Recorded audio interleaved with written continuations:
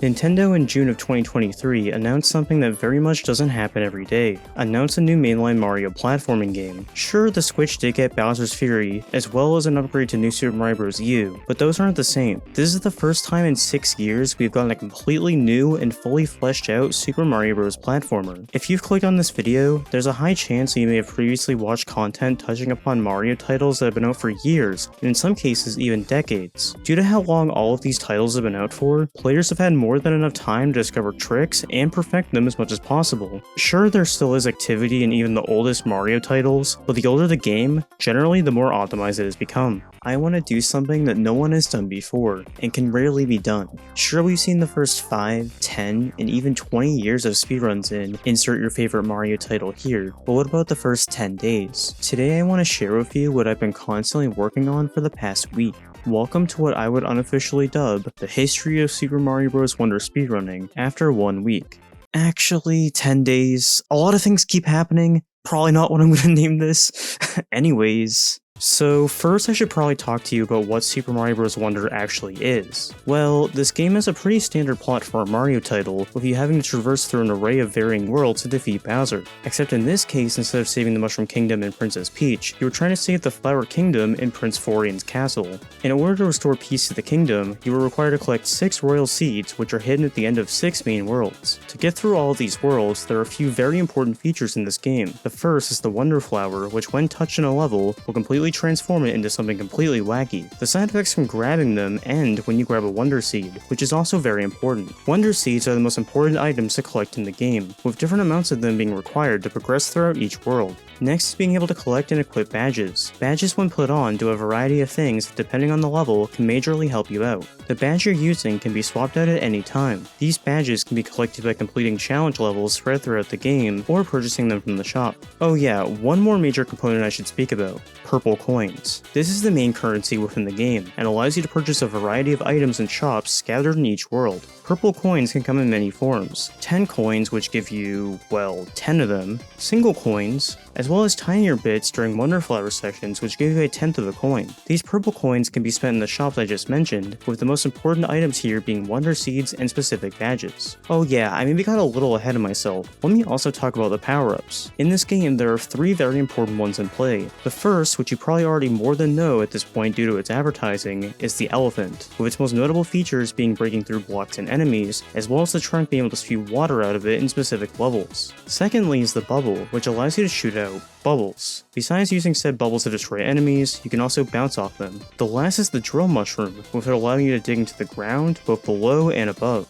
The last really important element of this game is the worlds themselves. There are a total of 6 main worlds, with there additionally being Petal Isles, which is its own separate hub world which connects the rest of the main worlds. There's also a special world as well, but I won't really be talking about that today. To finalize this, there is a final Bowser area, with it being a set of final challenging levels, rather than it being a fully fleshed out world. Oh yeah, speaking of Petal Isles, with it being an in-between sort of world, it allows you to play worlds in different orders if desired. This means that while the game does intentionally require you to play through every main world, you don't exactly have to play in the order of 1, 2, 3, 4, 5, 6. Now that I've explained a bit about how the game itself works, let's dive into how the game was ripped apart.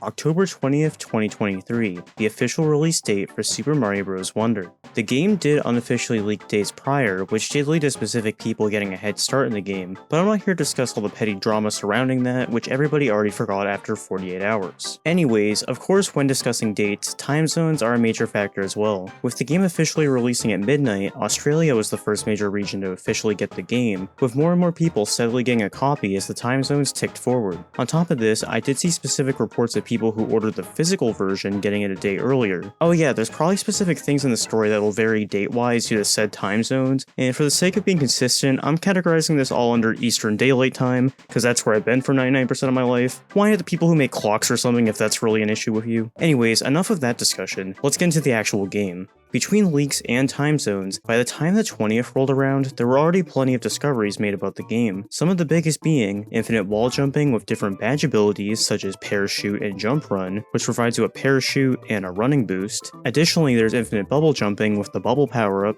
and besides trying to discover tricks, there was an immediate focus in trying to see how long the fastest completion of the game is, with a common speedrun terminology, any percent, being used for this. Jhay would immediately post a time of 2 hours, 21 minutes, and 21 seconds, which became the first properly documented record in this new game. Oh yeah, this should be obvious, but I want to make it clear. With how new and rapidly evolving this game is, it's obviously hard to talk about every single tiny detail that happened that day by day, hour by hour. I'm sorry if Beast Supreme Fan 123 had a temporary route that got them a 2.5 hour time, and also completely glossed over what BurgerBen69 did on the 24th. Good for them, but I don't have time for that, and clearly it wasn't documented enough.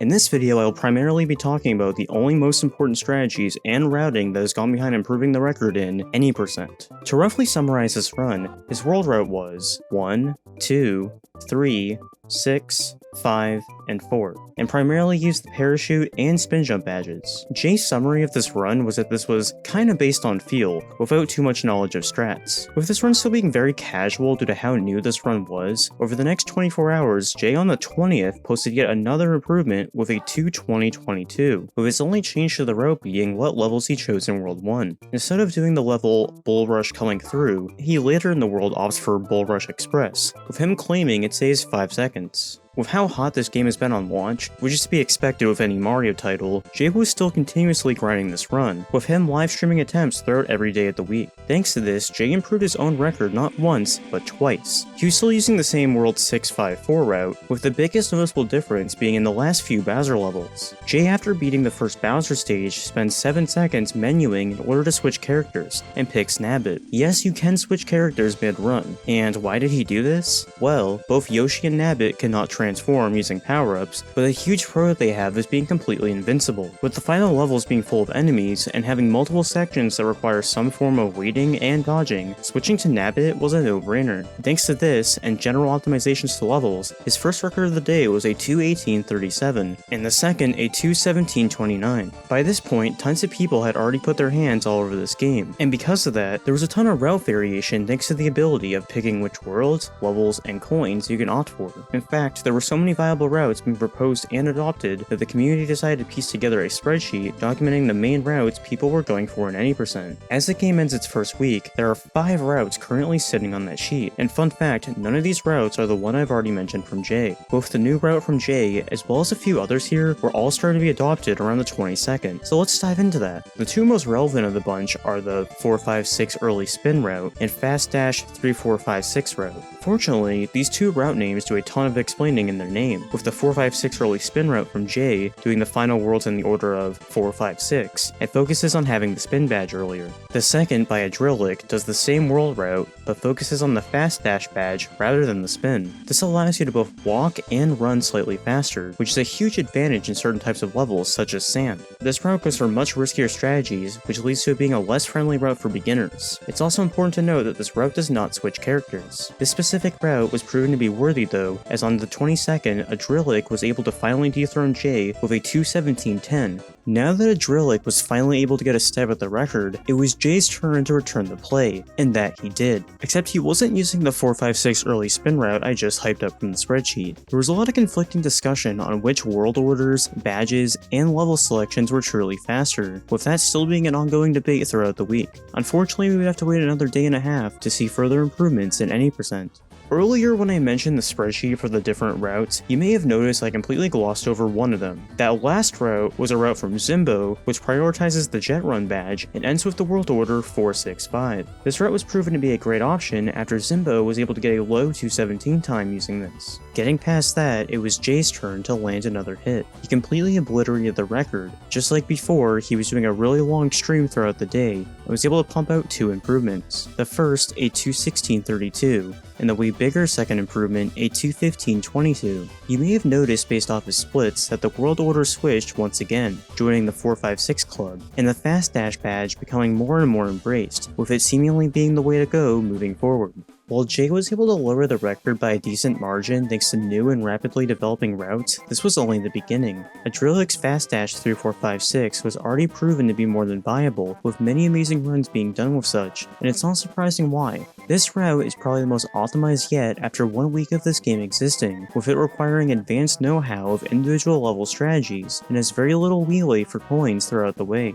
What Adrylek did next was way more than you may expect. Maybe you would have expected him to come back with a 215 or a 216 to compete with Jhay again, but that would be completely wrong. He wouldn't even get a 214 or a 213. He came back with what has been the biggest record improvement since Jay's original run, and got a 212.20. This record was so powerful in fact that it wasn't immediately improved. This was the official fastest completion of Super Mario Bros. Wonder after it being out for a full week. But oh boy, you thought the story was over here? It hasn't even gotten started. Sit back down. Well, to end off the 26, the leaderboards for the game were officially opened, with the 2 official speedrun categories for now being any percent and 100%, which the second one I really haven't properly talked about yet. On top of this, both these categories have been divided by 2 rules, restricted and unrestricted. What does this mean? Well, this addresses the fact that you can switch characters mid-run. Unrestricted allows you to switch to any character, while restricted bans the usage of Yoshi's and Nabbit due to them playing differently, which is actually a discussion that will come up once again. This is due to the fact that by this point, switching to Nabbit didn't seem to be as beneficial as it once did, with players being able to get through the last few levels just as fast. With the fastest run not needing to switch, Nabbit switching has turned into a strategy that many players do for safety, but isn't faster for a world record run. Touching on 100% real quick, 100% is defined as beating the main story, which is what any percent does, touching the top of every flagpole ending the level, obtaining every wonder seed, collecting every 10 flower coin, getting every badge, and getting every standee, which is another item you can buy in the shop.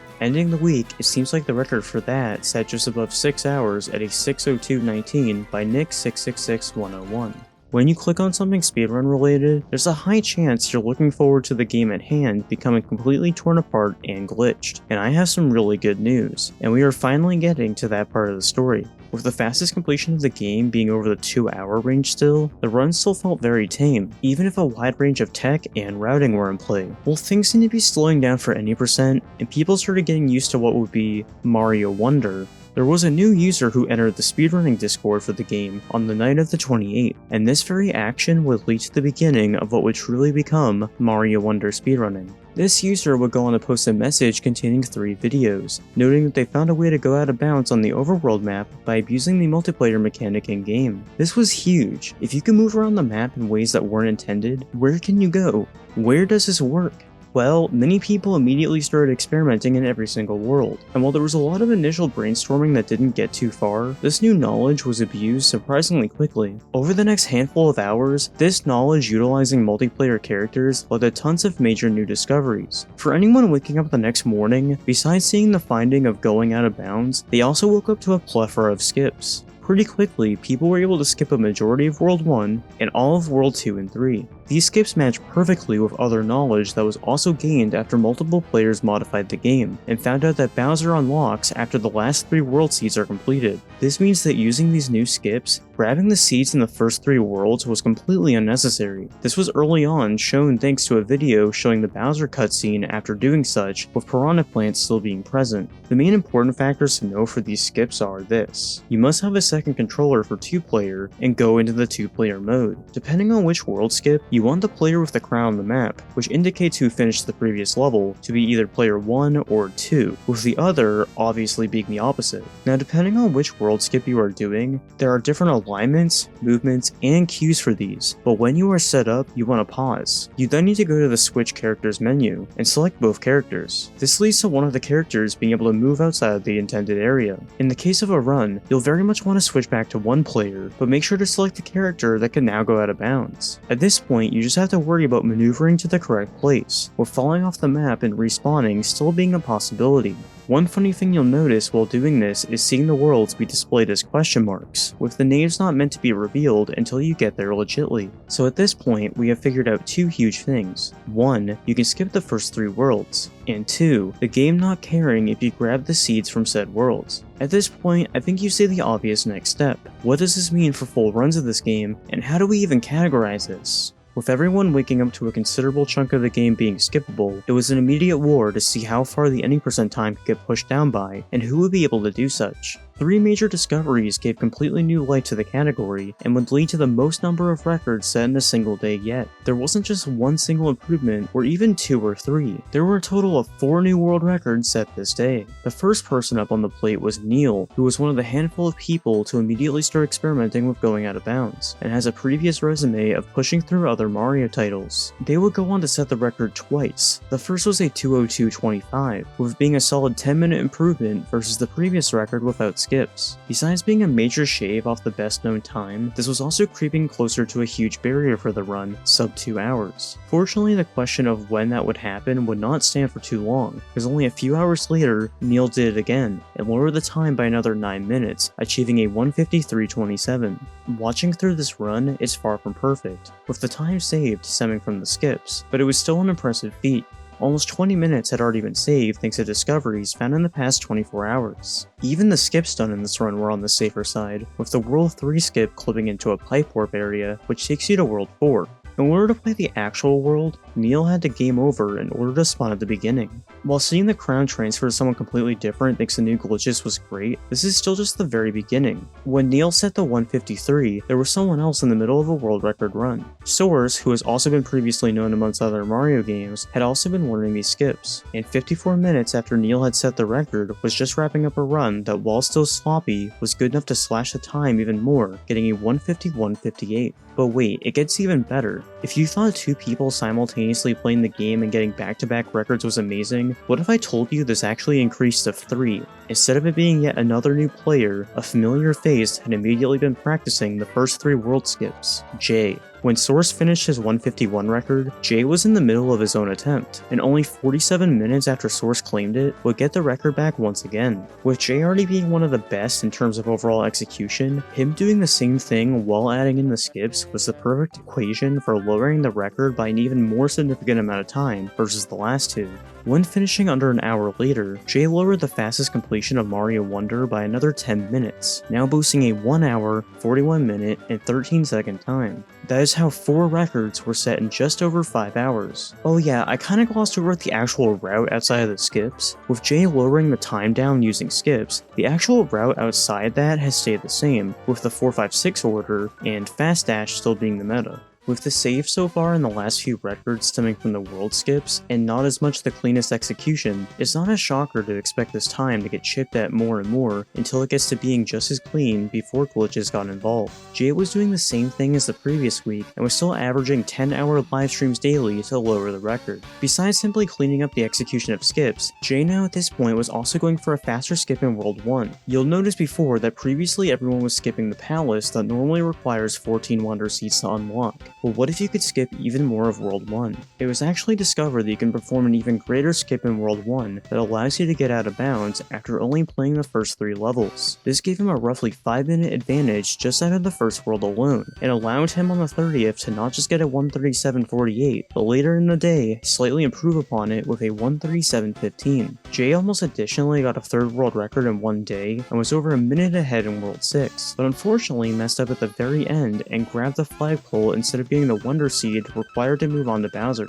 Besides this, people continuously have kept trying to find ways to further break the game by messing with later worlds. I know for a fact that between this record happening and when I am able to get this video up, plenty more will already be achieved, but I do have to cut this off eventually. At the very least, I can say the first most likely thing to happen will probably be Jhay easily improving upon the record by more than a minute, which can be done without any new strategies. Either way, it's safe to say that when I come back with a part 2 video on this game, I'm excited to see what new tricks, times, and players pop up going forward. The one final thing I'll mention from this day is the leaderboards changing. The unrestricted and restricted tabs were finally merged, and on top of that, the categories have split from any percent, which is the new category with the skips, and all royal seeds, which is the any percent category before any skips were found. It'll be interesting to see how both these runs improve over time. Maybe we'll find even more ways to skip the game, or maybe there's something very obvious that people have overlooked. Trust me, this game is still new, and there's still plenty more to go. Whether any of that happens or not, it's really exciting to have a completely new game join the Mainline Mario series, with it providing plenty of replay value to both the casual and speedrun community, with plenty more to still be found. Maybe in a month, 6 months, or a year, I'll come back and share with you how much more this run has improved.